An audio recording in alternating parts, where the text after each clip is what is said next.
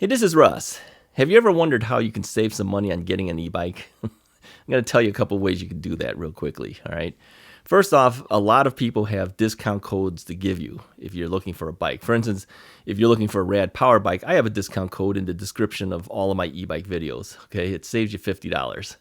You get $50, I get $50. That's how it basically works. It's a referral thing that Rad Power Bikes offers to people who have bought e-bikes before. They have a referral link that you can give to somebody else, and then you get $50, they get $50 off. Okay, that's how that works. So if you're looking for a bike, whether it's Rad or some other brand, look for some discount codes that maybe some YouTubers are offering. Okay, that's one way. Here's another way: buy a used bike. Now, I know a lot of people say, I don't want to buy somebody's used bike. How do I know how good it is? And let me tell you, a lot of these used bikes aren't that old. They aren't. Because if you go on Facebook Marketplace or you go on some of these Facebook groups and you see people are selling their bikes, you know why they sell the bike sometimes? It's because they didn't realize how big the bike was or how heavy the bike was. I mean, this is a common thing we see all the time on these groups because people will say, you know, I didn't think this bike was going to be this big.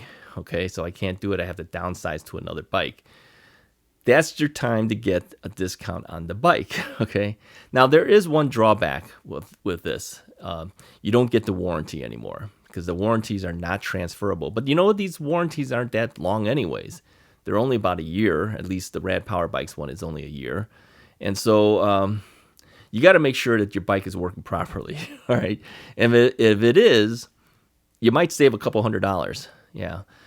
People are willing to discount the bike, and some of them don't give a lot of discount, but I think they are starting to realize that there's more competition now. People are selling bikes, so you might save a couple $100, $200, $300, $400 sometimes. If it's a slightly older bike, you can get even more of a discount. So it depends on how you view your riding. If you're riding, if you're expecting to ride a lot, I would probably want to get the newest, latest, and greatest as close to the most current model years I can get, okay? But if you're just an occasional rider, yeah, you know, a bike that was made like in 2019 or something like that, it's perfectly fine. A lot of times, some of these people who buy these bikes, they're not there every day riding. They're not like me who rides like 2,600 miles in a year, okay? They may only be riding a couple hundred miles in a year. So these bikes really aren't that old. So that would be one place I would look at. I would look at the used bike market. Now, I've mentioned before in past videos that there are ways that you can tell that the bike has been upkept or not. Okay, first off, I would look at the handlebar ends. If you see scuff marks there, that bike has probably been dropped. I would look at the edges of the pedals. If that's scratched, it was probably dropped. Okay, I would ask these people, has it ever been in some type of fall? Okay, if they say no and you see evidence of that, then I would go the other way because you don't know what they're also hiding. Okay, but in general, most people are very careful with their e-bikes because they're expensive.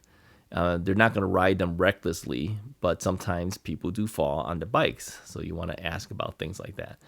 There are different types of bikes, of course, too. Some people buy bikes because they want the fastest bike they can get. Other people just want something to have fun on.